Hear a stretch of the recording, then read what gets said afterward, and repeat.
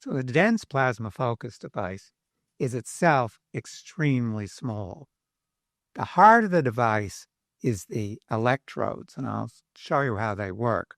But you can see one of my colleagues' hands to give you the scale of the electrodes. This is not like ITER. This is a device whose heart you can hold in your hands, and the entire device fits in a room that's 13 by 13, not the pyramids. This is the beryllium electrodes installed. This outer ring is the cathode, the inner is the anode, and there's an insulator in between.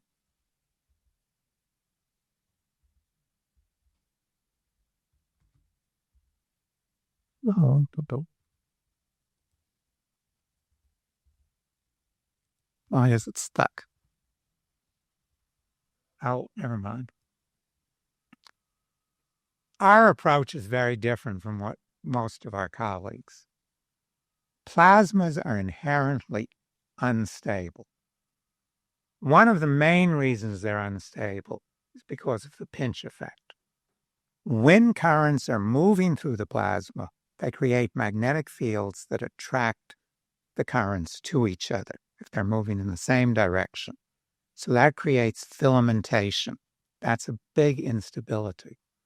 Most of our colleagues try to get rid of those instabilities. They try to make the plasma sit still like a good dog. Well, that's pretty much impossible. At least it's extremely difficult. In nature, we see plasma at all scales in the universe, and plasma is 99.99% of the universe. And we can imitate those processes of filament creation and use them to concentrate the energy in the plasma rather than fighting them. So we sort of call this the Wright brothers approach, because if you recall from your history, the Wright brothers were able to beat a giant government project to create heavier than air flight by studying how birds control their flight. So they were imitating nature, and that's what we too are doing.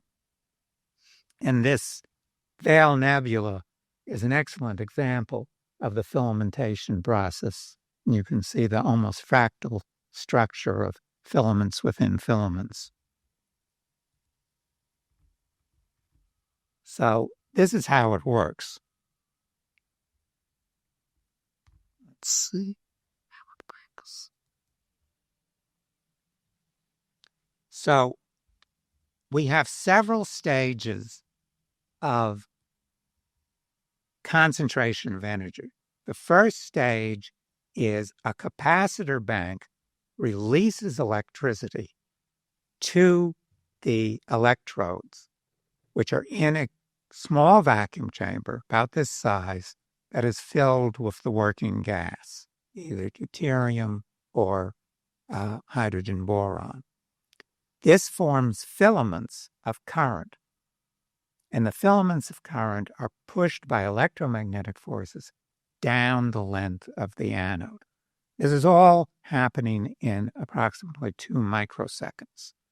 So even though the amount of energy stored is very little, our device stores 60 kilojoules. 60 kilojoules, I like to say, is about the amount of energy you derive by eating 5 pistachio nuts. So it's a very small amount of energy. But because it's concentrated first in time by being released in only a few microseconds, and in space within the small volume of the electrodes, the amount of power generated when our device is on is approximately equal to that of the northeastern United States, hundreds of gigawatts, but only for a few microseconds. So that's the first instability that we exploit. Now, when we get to the end of the electrodes, everything funnels together into a hole in the anode. And the approximately 64 filaments that are formed merge through the pinch effect into a single powerful filament carrying the full 1.8 megaamps of current. So now we have a third instability, which is the kink instability. So the kink instability starts to pull the current into a twisted wire. And I see plenty of people here who remember what that wire reminds them of is a landline telephone. Maybe not all of you have seen such a thing. So the landline telephone continues to twist itself up through a second-order pinch to form a plasmoid. So a plasmoid is a self-contained, magnetically self-contained, three-dimensional object which is contained by the powerful magnetic fields produced by the currents. So no external magnets are used in this device. Because it's a pinch device, the magnetic fields are supplied by nature.